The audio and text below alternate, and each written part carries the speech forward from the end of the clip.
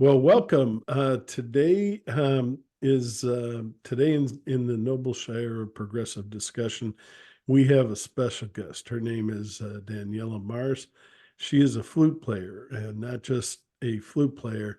Daniela plays some completely exotic and wonderful flutes, and she's going to tell you all about them. But her album, The Wares, right here, and I love that title. We're going to ask her about that, was released September 22nd of 2023. I've been wanting to write about some alternative musicians and types of music for a long time. Well, she is doing some great advertising on Facebook, and that's where I found her. I was like, oh my God, this is perfect. And then she did respond to me, and here we are doing an interview. So thank you very much for that, Daniela. And just one last thing, she's a Trevor James flute artist, and she's Brazilian, from Brazil, but she's also raised in Japan, South Korea, Brazil, and England. So she's got a wide cultural span there that really helps add some unbelievable depth to her music, as well as her music videos, which are absolutely incredible. So, welcome. And do you want to say hello? Hello, thank you so much. I'm really glad to be here. All right, thank you. Well, tell us how, go back, not too far, but when you became a flutist, and what was it that that instrument drew you to it and inspired you, and just talk about a little bit about how your career has progressed. Well, even though my parents, so I grew up in all these different countries, but something which was really present in the house was music. Even though my parents aren't musicians, my dad loved music. He would always put music on. My mom as well. She'd love to dance. She'd love to sing. So we always had music. And the first contact that I ever had, I think, properly performing musical when I really wanted to be part of something musical was when I was probably about 7 and I heard a choir sing after school. And I told my mom I'd really love to do it because I found it so beautiful. And the flute just came to me because one of my friends, she brought her, the teacher, our music teacher, she said to the class, well, those who play a musical instrument, bring it next week to class so you can show. So it's like kind of show and tell. And my friend, she brought the flute, and I don't think I'd ever really seen a flute in real life before. And I just went to it and I found it so beautiful that I knew I wanted to play it. And I hadn't even heard it. I just thought it was beautiful. I thought it looked magical. So I went back home and I asked my parents if I could learn how to play the flute. And they said yes. They were quite surprised. They said yes. So that's how it came. And I was living in York at that time in the north of England. Then I went to Brazil. And when I was in Brazil, I still continued with flute studies, well, just flute lessons after school, but it's not really the same as in England. There's not such a rich culture of classical music because it's not from there, so which is normal. So, but then when I was about 16, I decided I really wanted to do music as a profession, and I thought, well, I don't think it's the best thing for me to stay here in Brazil, especially because my city, it isn't one of the, well, it's a big city. It's called Goiânia, but for classical music, it's probably a bit more difficult. So I went to England. I studied at a boarding school. I went to university in London. I studied a bit in Vienna, and then I came to France, which is where I am now. What part of France again? I'm in Paris at the moment. Well, I mean, but right now you're in the south of France. She's right near, like, I think she said 15 minutes from the Italian border. Is Oh that yeah, for, right now I'm in Hong Kong, but it's for some rehearsals, yeah. I was going to say, you're doing a concert or just rehearsals, or, Yeah, at the moment it's for some rehearsals. okay. All right. And then tell us a little bit about the types of flutes you play. They're just so incredible, and some of them are bigger than you or as big as you. Yes, I mean, they're exactly. Yeah. just, I've never seen them anything like that. So for me, it was, and I don't have a lot of music in my background as far as me personally. I listen to, I've got tons of albums, but I don't play any instruments. And my parents listen to music a lot, just like yours, but they never Yeah. played anything. And so, yeah, when I saw those flutes on the videos, I was like, oh my God, I didn't know they made something like that. But go ahead. So I when I released my first album called Intrinsic, I wanted to really record a flute concerto which has four different flutes in it. And I was able, so one of them was the normal flute, the other was also the normal flute, but with a different head joint. So I managed to make that head joint. And then a bass flute, which I already had, and then a contrabass flute, which I didn't have, and I didn't know where to get it from. I asked friends, I asked stores, I asked Trevor James flutes as well, but they don't make them. And then after asking around a lot, there was this composer. She said, well, why don't you ask this flute orchestra and ask Pierre Vartot, because he has some, and maybe they might lend you one. So they did. They were very kind to lend me one. And I managed to record that flute concerto with that contrabass flute. And then what happened was I just fell in love with the timbre of that instrument, and I wanted to do much more with it.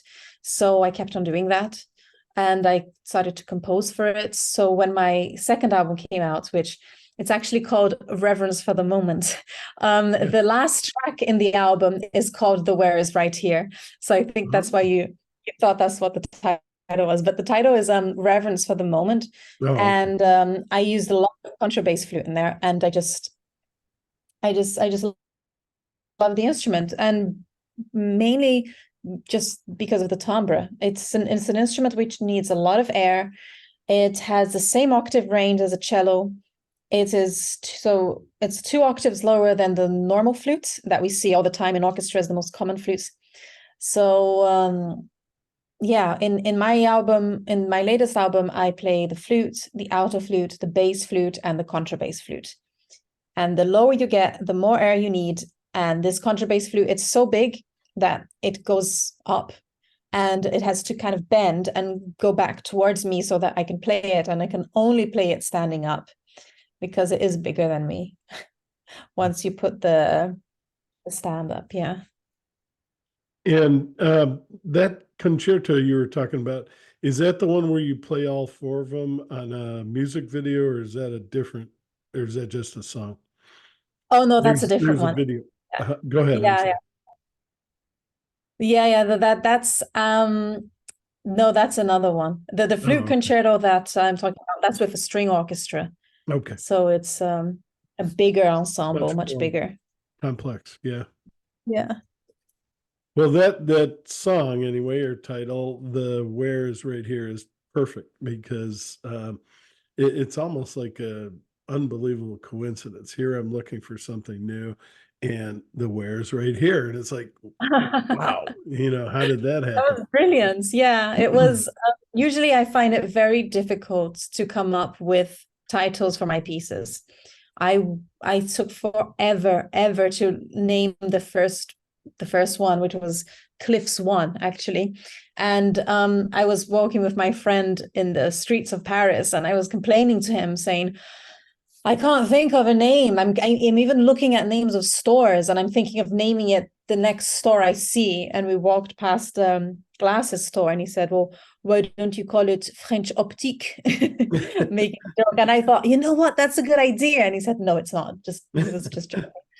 But it's funny because the first piece of the album is the time is in this very moment, and then the last piece is the where is right here, and that actually came very quickly to me. So it's kind of hit and miss. I either take months or I don't know, a few minutes to name Mhm. it. All right.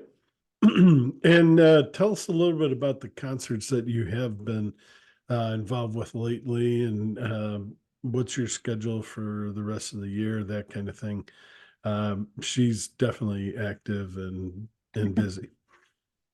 So I recently have formed a duo with my partner, who's a pianist, a singer, a composer, and it's called the Mars Smith Duo because same thing happened with names. We weren't sure what to call it, and then we just called it our surnames. So just Mars Smith. And I recently got back from Berlin. We have been composing a lot together, and the album that we're working on has a lot of these flutes. Sometimes I switch in between pieces. Sometimes there's singing involved because he comes from a choral background. So we've got a few concerts lined up in America. Wonderful. And Where are you based, by the way? I'm in near the Seattle area. I'm actually in between Seattle, Washington, and Vancouver, Canada. It's a Oh, little wow. town called Bellingham, but we love it. It's beautiful. We're right by the That's such water. that now that's a crazy coincidence because a friend of mine, she was actually she had an interview there for the flute professor position. So I've heard a lot about this city or Oh, town. Yeah. Western Washington University. Yeah. Oh She my was goodness.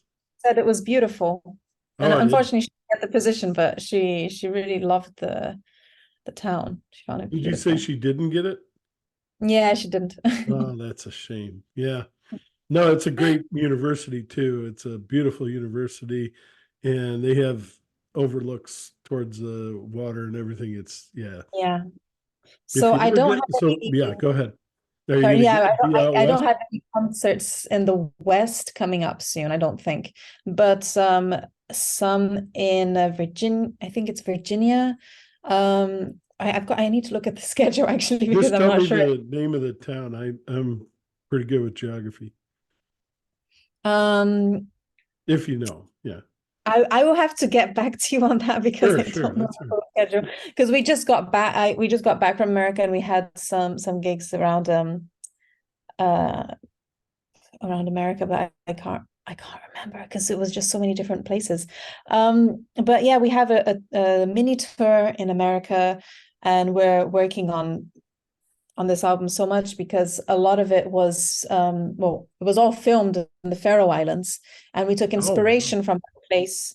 It's funny because we composed some music before going there, and then afterwards because we got even more inspired and we were like, okay, so we visited, so let's continue to work on it now that we've seen it. So a lot of our concerts like the videos are projected somewhere and we're playing over it, Oh, over wonderful. what we filmed ourselves.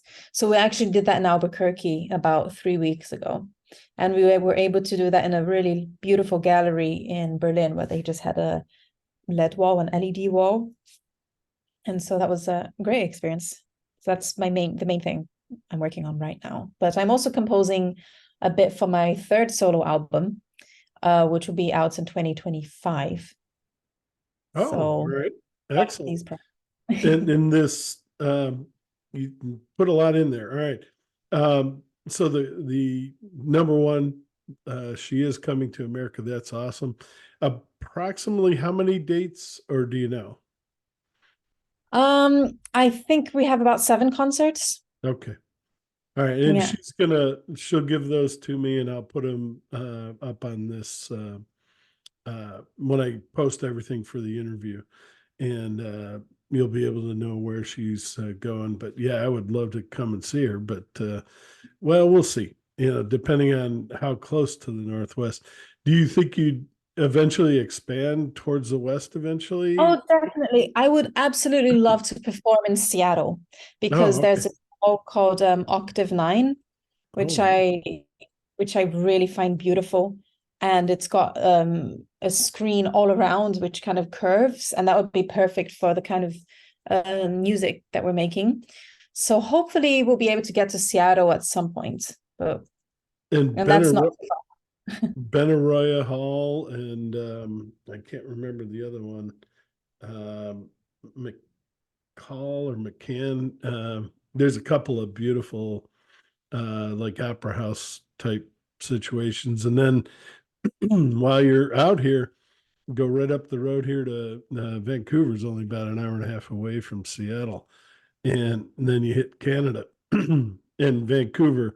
if you haven't been to Vancouver, oh my God, you're gonna love it. I'd love to go there. I'd love, Especially, summertime. Yeah, the yeah. winter, you don't want to. It's just like Seattle, it's cold and rainy. But the summers are absolutely spectacular. And if you do get out there, go to English Bay, you'll love it. That's our favorite place to go. That's pretty. Well, we could I talk. can say actually, Your video's kind of there is Frederick which is I think is in Maryland. Oh, sorry, I think it cut. I was just saying that there were some places which I know I will be this time in America in April. One of them is Frederick in Maryland. oh, We're okay. performing there. In Philadelphia, in Detroit, and the Plains in Virginia. And it's with this new vocal ensemble called Lyra. And actually, my latest track was released with them. It was a flutes and voices and piano composition, which actually worked really well. It was kind of an experiment for me because I'd never really performed kind of solo flute with singers, but it turned out so beautiful because they're such amazing singers. If there's a video for that, please send me a YouTube or Oh, whatever I will. link, Yeah. and I'll add it to this because I have a bunch of YouTube links at the end of these. So yeah, definitely. Well, this new album, okay, I'm trying to catch up on all that you gave me, and you did give me a lot, which is Sorry. wonderful. No, no, no, that's good. Sometimes I have to do a lot to get these things out. Um, Tell me that. Do you know what the name of the new album and the one that you're working on with your partner there? And when do you think that'll be this year? Since you So have this the it would definitely be this year. It will be this year in June. And unfortunately, we're still debating on the title. okay. If I almost want to get advice from other people or ask Chat GBT or something to get an answer. What should I name this album? Because we're going back and forth. But it's all inspired by the Faroe Islands. It will definitely be out this year. It will be out in June this year, end of June. And I'm very excited to release that. And please send me, the copies that I'd like to review it as well. Oh yeah, And help definitely. you. We'll do that All right. for And sure. then the one for 25, do you have a title for that yet, or it's No, that I just, definitely don't because it's still very I am still deciding what pieces to put on and there's still some pieces which I want to compose. Um, which is a shame. I should come to these interviews with titles of albums because no, no. it's a very obvious question. Well, no, but people just want to hear that you're putting something out and it's coming, and hang in there, and Yeah. there's more music coming that some people aren't making, albums. So no, that's good to hear. All right, now let's talk about this album. Um, you talked, well, where did the inspiration for that title, or I guess it's a song title now, the where is right here. I mean, it's a perfect way to say that, but normally people wouldn't say it that way. But it's just, go ahead. So the title of the album, Reverence for the Moment, Right. that came Well, do that. Yeah, yeah. Go ahead. yeah, yeah.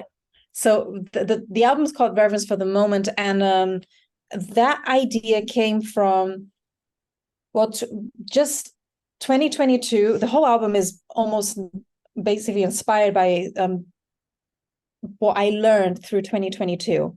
Um, it was a very roller coaster year for me. I had a lot of amazing things happen, but at the same time, of very difficult situations and very difficult things. And a lot of the time, what kept me kind of sane or what really grounded me were my friends. And there was this friend which I would share a lot of voice messages with her every single day. We would send 20-30 minute voice messages, almost like a podcast to each other, to give support or just to whatever it was. And she would say sometimes about um we were also going through a phase where we were meditating more. It was a very kind of self-discovery year.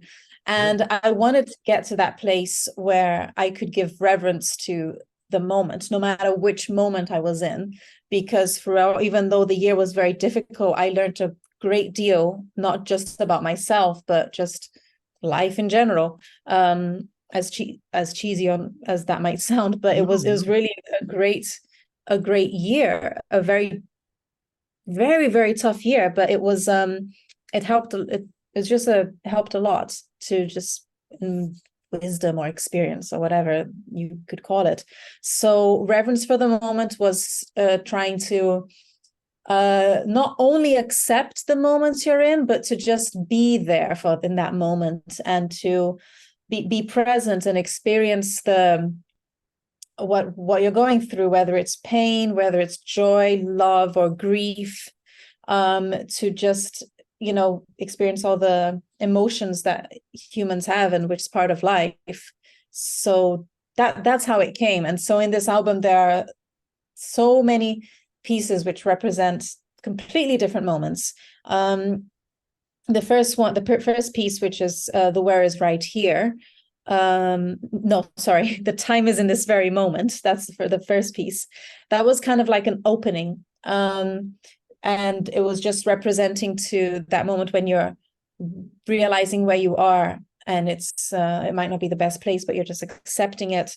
There are two pieces in this album which talk about grief. One of them is grief, called 60 Millimeters, and Heine Berger composed this for his father who passed away. And it was in the beginning just for a solo bass flute. But what was very beautiful about this piece is that after he shared the experience he had losing his father, after he shared that with me, he wanted to compose it for two bass flutes because he really appreciated our conversation. So that became a very personal piece for me too, even if it wasn't my father who had passed away. And Heine is a German man. He's in his, I believe, mid-60s. So he comes from a generation which his parents were in the war, or they either fought in the Second World War or their grandparents did. And, he's German. So if you fought in the war in Germany, they wouldn't call necessarily that they were Nazis, but they were soldiers, because they would be forced to fight anyway. But it became a generation, because he explained this to me, in which the parents, there was a lot of shame, and they wouldn't talk about the war after the war ended, because it was a lot of very shameful, and it was very dark. So Heine would not really talk about emotions or feelings or many things with his parents. And you can really see that whenever you meet Heine, that he's very sensitive soul, but he doesn't express it, and he won't open up unless you ask the questions. So to be playing this with him, and for him to be sharing this story with me, was extremely moving for me. And I was so grateful. So I had to include that in the album, because it was his way of showing emotion for the loss of his father. So it was beautiful. And even in the album booklet, which I'm not sure if I sent you, but if I didn't, I will. I insisted that he wrote something, and he wrote something very short, just like 2 sentences. And I was like, no, Heine, tell us more. And then he was like, okay, but I don't think people are interested in this. I'm like, no, people love, they love, everyone's lost people they love. Everyone has gone through that. It's almost healing to share your experience and to read other people's experience when they lose someone they love. And so he did, and it's really beautiful what he wrote. It's really lovely, and it's just him. So it's really great that this piece is included. The second piece that talks about grief is Stillness. And so just going back a bit, 60 Millimeters, I performed it with Heine. So it was Heine and I recording it. So you can hear him, which makes it even more special to perform with the composer. And then there's 60 Millimeters, Stillness, which was with Robert Patterson. And again, I managed to record this with the composer, because Robert Patterson played the marimba and I played the alto flute. And Stillness is about grief, but the complete opposite from Heine. It was about grief of someone who wasn't born yet because his wife suffered a miscarriage in the third trimester. So it was extremely difficult for them. It was very unexpected and very painful. So he composed this piece, and we even asked if he was okay to talk about it. Again, he wrote absolutely beautiful words in the program, in the program notes, in the booklets. So he was very happy to share it. And the music is stunning. It's really something which you can feel all of it, and it becomes heavy at one point. At one point there's almost some kind of joy, and it's because he said he was imagining his son bathed in eternal light towards the end. And it's just these beautiful melodies, which is it's that he writes this rising melody for the alto flute, and usually when you go higher in the flute it's going to go louder, but he wrote a diminuendo, so you would purposefully play quieter as the melody was rising, and it just creates this beautiful timbre, and it emotionally you can see it in the music as it's written, and you can really feel it. So I was really glad that I put those two pieces in, even though they talk about something very difficult, and it's very hard, I think, to accept or to give reverence to that kind of moment. Other compositions by other composers in the album. One is Paul Smith, and he composed a piece for contrabass, flute, and piano. And this was inspired by, it's called Crepuscular. And we were in Joshua Tree Desert, and we woke up and we drove out at 4 a.m. to go and see the sunrise. And it was just that kind of quiet where you can hear your heart beating. You can feel the breath coming in through your nose because there's just no noise pollution, and you're just there and still. And so he composed that piece to represent the moment when lights of the sky were changing and just all that happens in dawn. And it's a really, really gorgeous piece, and it's such a pleasure to perform it and to record it. He wrote down a technique where he let me very free in the beginning, putting some improvisations. So every time I perform it is different, which I really appreciate. But also he put this technique where I would sing and play at the same time, because the embouchure of the contrabass flute is so big that if you sing with air in your voice, you can harmonize with yourself. So that, and it's so funny because I've recorded this with a choir as well. And I was so nervous to record it with a choir because there were loads of professional singers behind me, and I had to try and sing in this contrabass flute. So that is definitely a challenge, but it's really, really gorgeous piece. Another piece which talks about nature, which is a big theme for me because I absolutely love nature. My first album, Intrinsic, is all about nature. Every piece is about nature. So I had to include it in this one too, because it's just a big recurring theme for me. But Northern Lights is a piece by Ola Yelo, which I've always loved. And that piece was originally for choir, and I heard it I heard a choir singing it, as in I heard the recordings of the choir singing it, and I just absolutely love it. It's stunning work. So I did an arrangement for flute, bass flute, no, two flutes, bass flute and contrabass flute. Loved recording that work. And those are the pieces which are by composers which aren't me, are by other composers. And it's so funny because I find it very easy to talk about other people's music, but sometimes it's the first time that I release my own music in an album, as I release it online, my own compositions. And I was realizing when I was writing the booklet, the performance notes, or the notes in the booklet, that it's so personal. It's incredibly personal for you to write what the music is about, because once we put it in music, you almost feel like you're saying too much, even if there are no words. And then you're going to explain what you were thinking about where you were when you were composing that. So I took a long time to really be comfortable with that, to just write it down. And I thought, just do it. You love talking about other people's music, just be honest and talk about what the story is behind it. And so, just by the way, we have 1 minute. Do you want to stop the call? Yeah, okay. So we can do that. I'm watching it. Yeah. No, Okay, do you you're doing perfect. Um, okay, that the one song, Chris Muscular. yeah. That's another one of my bucket list places. This jersey I'm wearing is Coachella Valley down in California, and it's real close to Joshua Tree. And Oh, beautiful. one of these days, we're going to get down there for a game, but we're definitely going to Joshua Tree. It just looks beautiful, and I remember the U2 album Joshua Tree and how they sang about it and all that. Oh, And it's lovely. always been sort of a destination for me. I definitely want to see it, and you've just confirmed that it's and one thing I hadn't really thought about is going in the morning, but now I want to see that twilight. Oh, you should definitely see the sunrise. Yeah. It's really worth it. Okay, why don't we stop the recording and then just join again because there are just a few seconds left.